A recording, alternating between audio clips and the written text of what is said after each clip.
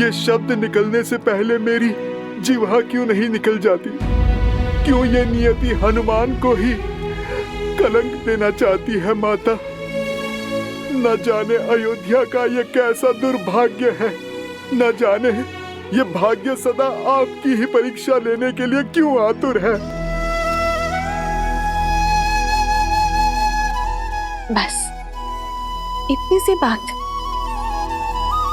इसमें रोने की क्या आवश्यकता है? परीक्षा तो मेरी नियति में लिखी है, और जो नियति में लिखा है वो तो होना ही है। तुम बस प्रसन्न रहो। सूर्य वंश में सुख का सूर्य चमक रहा है, सब शुभ हो रहा है हनुमान। कुछ शुभ नहीं हो रहा है माता। जो उचित था वो भी अनुचित हो गया। आज तक राम काज के सुख और संतुष्टि की अनुभूति की है इस सेवक ने माता, किंतु आज ये राम काज पाप सा प्रतीत हो रहा है मुझे माता।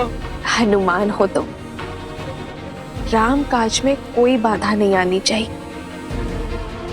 कहो हनुमान, श्री राम ने तुम्हें क्या कार्य सौंपा है?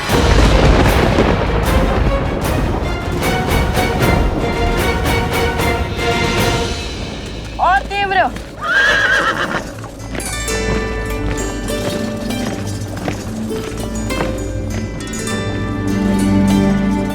कुश, क्या हुआ?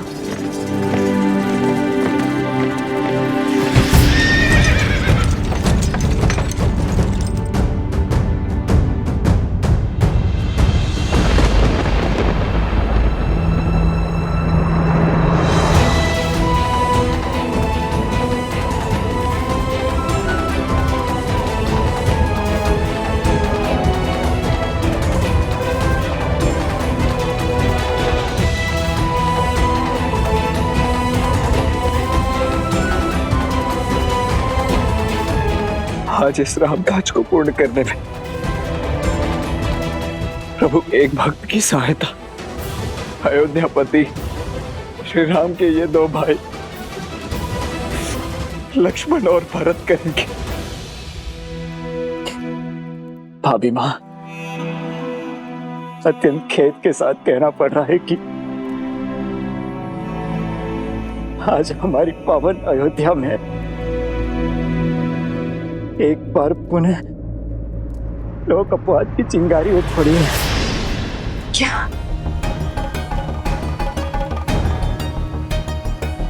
अपनी सुचिता की परीक्षा तो महारानी देवी सीता को देनी ही होगी महाराज।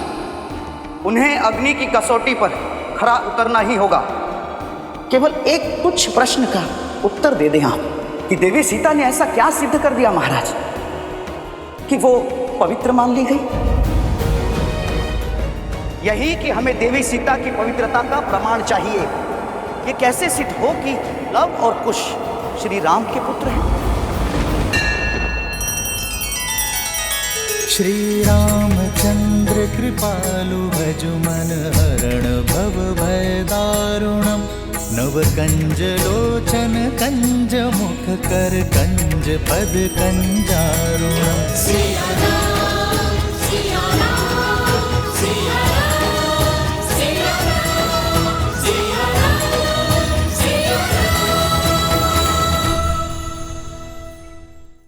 माता, अयोध्यापति महाराज, राम का आदेश है कि आप कल भोर होते ही भगवान वाल्मीकि की आज्ञा लेकर सभा में अपने पवित्रता का प्रमाण देंगी माता।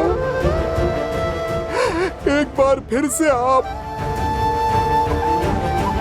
अग्नि परीक्षा दूंगी।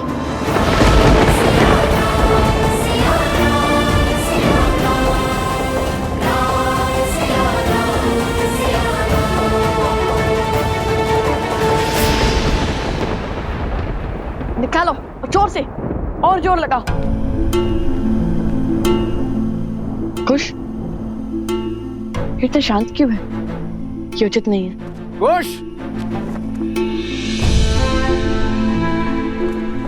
आप आगे बढ़ने की तैयारी कीजिए, मैं कुछ को संभालता हूँ। उचित है।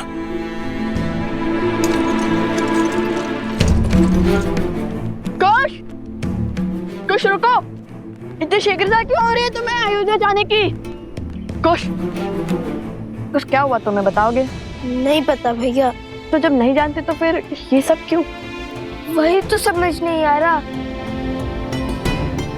बस मन घबरा सा रहा है। मन कर रहा है शीघ्र माता के पास पहुंच जाए। लगता है अवश्य हमारी माता किसी संकट में है। शांत हो जाओ कुश, सूर्य ढलने को है। अंधकार में यदि वन पार करोगे तो तुम्हें माता तक नहीं, माता को तुम तक पहुंचना होगा। कई बार जब हमारे स्वप्न सत्य में पूर्ण होने लगते हैं तो मन में भय का भाव उत्पन्न होने लगता है, बिल्कुल वैसे ही जैसे भोर होने से पहले अंधकार तीव्र हो जाता है और तुम्हारा मन भी उसी भाव से भरा है। खुश, मेरी बात मानो, सहज हो जाओ। तुम जैसे सोच रहे हो वैसा कुछ नहीं है।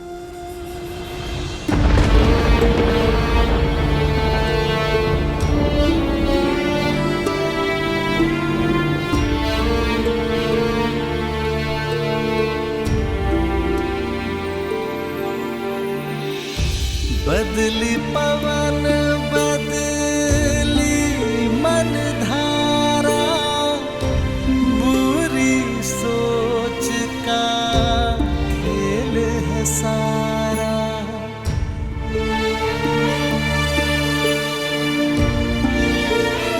आप सब प्रस्थान कीजिए, मेरे ध्यान का समय हो चुका।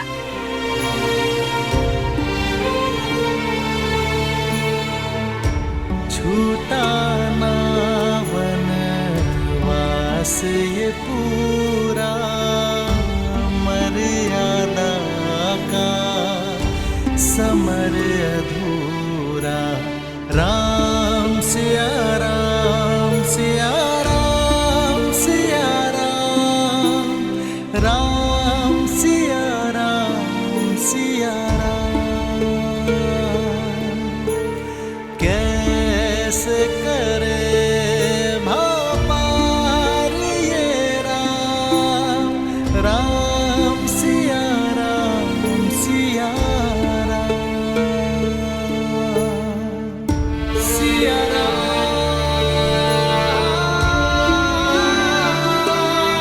सिया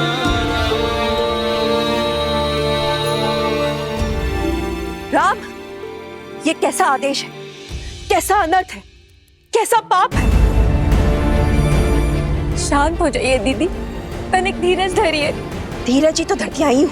पहले 14 वर्षों का वियोग सा, फिर 12 वर्षों तक अपनी सीता से दूर रही, और अब जब जीवन में बसंत ने द्वार खटखटाया तो न जाने कैसा अंधकार छा रहा। जो पत्नी के वियोग में राजभोग छोड़कर सूखा भोजन करता है, जो राशि वस्त्र छोड़ पलकल में रहता है, वो व्यक्ति, वो पति, वो राम कैसे पुनः अपनी पत्नी को अग्नि परीक्षा का दंश दे सकता है?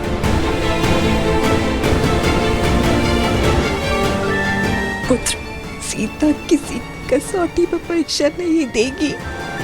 कह दो, उसे अपनी पवित्रता का प्रमाण नहीं देना होगा।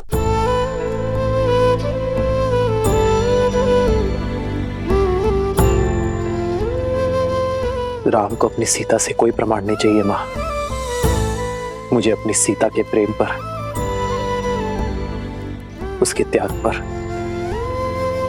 उसके समर्पण पर पूरा विश्वास है, और मेरी सीता को मेरे निर्णय पर। किंतु अयोध्या की महारानी होने के नाते उसे प्रजा की कसौटी पर खरा उतरना होगा ना।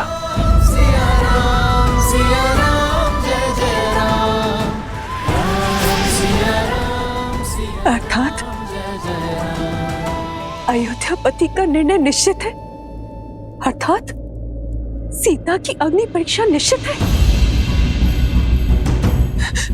राम पुत्र अपने जीवन के सबसे कठिन वर्ष तुम्हारे विश्वास के सहारे निभाए, जिसने विवाह के पश्चात महल का सुख नहीं वनवास का दुख झेला, राम नाम के जाप के साथ हर संकट झेला, जिसने तुम्हारी आस में रावण का हर त्रास सहा, जिसने तुम्हारे मान के लिए पुनः वनवास का दंड सहा, रघुकुल के हंसों को अकेले पाला, तुम उस सीता के प्रेम और उसके समर्पण की परीक्षा लोगे। जीवन में जब सुख मिला है तो वो भी उसे छीन लोगे, उसे पुनः परिवार के सुख से वंचित कर दोगे, उसके साथ खड़े होने के स्थान पर उसके ऊपर प्रश्न करने वालों के साथ खड़े होगे।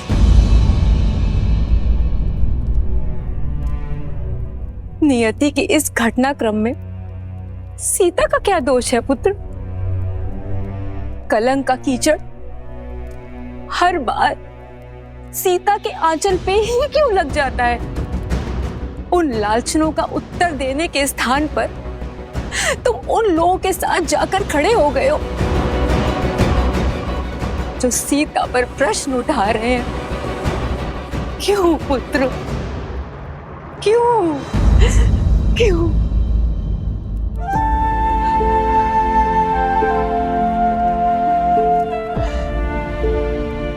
बैठी मां।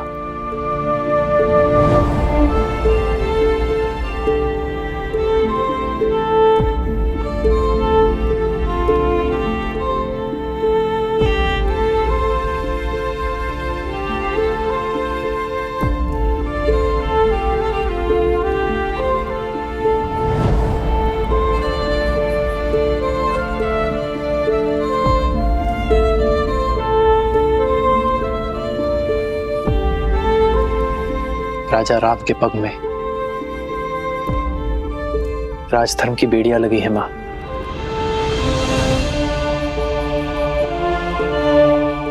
एक राजा की विडंबना राजमाता ही नहीं समझेगी तो और कौन समझेगा?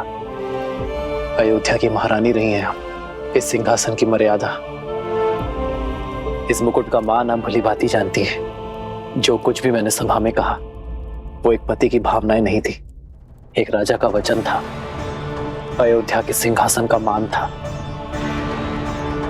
अयोध्या के सिंहासन का सम्मान था। राम अपनी सीता से केवल प्रेम ही नहीं,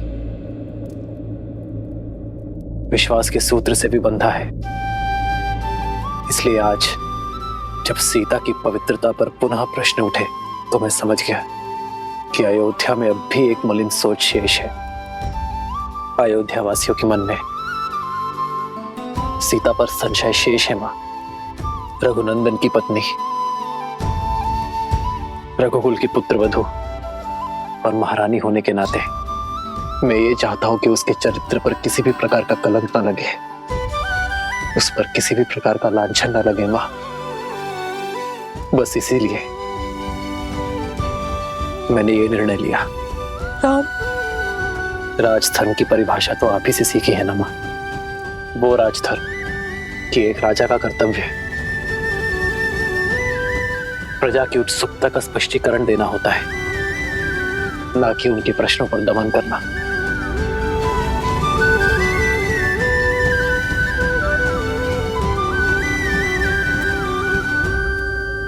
आज हर प्रश्न का केवल एक ही उत्तर है मां, अग्नि परीक्षा।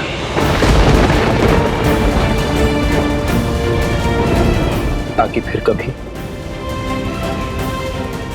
मेरी सीता के चरित्र पर कोई उंगली ना उठा सके, उसकी शुचिता को कोई मलिन ना कर सके।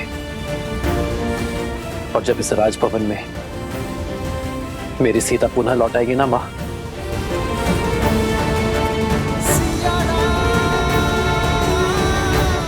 तो उसे सबसे पहले उपहार मैं दूंगा। ज्ञात है मां, ये वही दुर्लभ पुष्प से बने कंगन है जो वनवास में मैं सीता के लिए बनाया करता था। इसे देखकर उसे वही सुंदर क्षण स्मरण हो जाएंगे जो हमने प्रकृति की गोद में संसार से दूर बिताए थे। और यदि इस बार सीता टूटी तो यदि इस बार सीता स्वयं को समेट नहीं पाई तो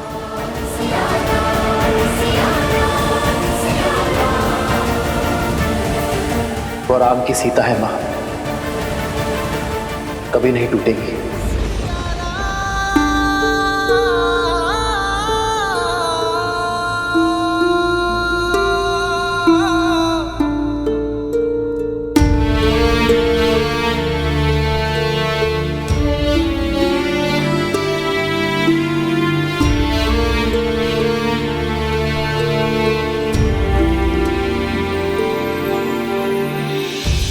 राम सिया का अद्भुत बंधन त्याग से करते पाप का मर्दन, जग का जय फिर अग्नि परीक्षा, सिया देश दिए रघुनंदन, बिखरे राम है पीड़ित सीता, कैसे धर्म का युद्ध जाए जीता, नारी दे क्यों हर बलिदान, कब होगा ये रोग निदान,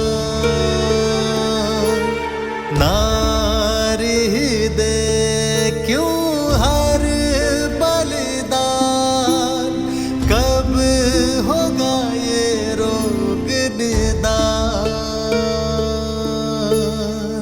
सिया राम,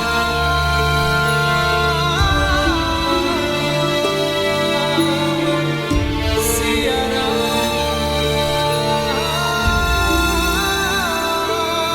सिया राम। ये सत्य जान के न जाने लवकुश पर क्या बीतेगी।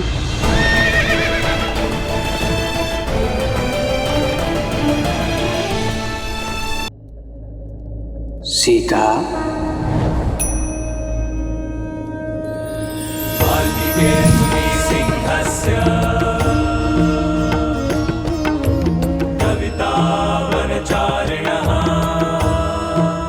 प्रणाम भगवान वाल्मीकि। श्री राम के आदेश के पीछे का कारण समझती हूँ मैं ऋषिवर। महाधर्म के अनुसार प्रजा राजा की सबसे पहली प्राथमिकता होती है और उन्होंने उसी धर्म का पालन किया है। मुझे अपने श्री राम पर पूर्ण विश्वास है, परंतु आज मन की शांति अशांति में बदल रही है। भगवान, मेरे हृदय में अनगिनत प्रश्न उठ रहे हैं। हे भगवान, मुझे इस दुविधा का हल बताइए, मेरा मार्गदर्शन कीजिए। नियति के इस लेख, भाग्य की इस मोड़, जीवन के इस क्षण में मुझे क्या करना चाहिए, बताइए भगवान। ये मैं नहीं बता सकता सीता। ये जीवन तुम्हारा था, यात्रा तुम्हारी, इस पथ का चयन भी स्वयं तुम्ही ने किया था, इसलिए इसका निर्णय भी केवल तुम्हारा ही होगा। ये समय, ये स्थिति, ये घड़ी विकट है, परंतु इस दुविधा से स्वयं तुम्हें ही पार पाना होगा सीता। एक महारानी का धर्म अपने सिंहासन की मान मर्यादा रखने की गुहार करता है। ये धर्म परीक्षा को उचित ठहराता है, तो दे दो परीक्षा, कर दो स्वयं को पवित्र सिद्ध, रोक दो स्वयं पर उठने वाले हर प्रश्न को। और एक पत्नी का धर्म कहता है कि सदैव पति के निर्णय का समर्थन करो। उसके नाते तुम्हें पवित्र सिद्ध करने के इस संघर्ष में तुम्हें अपने पति की सहायक बनना होगा, बाधा नहीं। किंतु आज मैं यहाँ न एक पत्नी के लिए आया हूँ, ना महारानी के लिए। मैं तो केवल एक स्त्री के लिए आया हूँ, सीता के लिए आया हूँ। पत्नी और महारानी का धर्म अपने स्थान पर है, परंतु एक स्त्री के धर्म का क्या, उसके कर्तव्य का क्या, ये निर्णय तुम्हें स्वयं करना होगा सीता।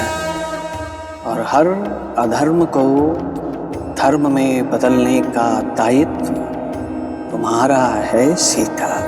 हो गया दीपरांगत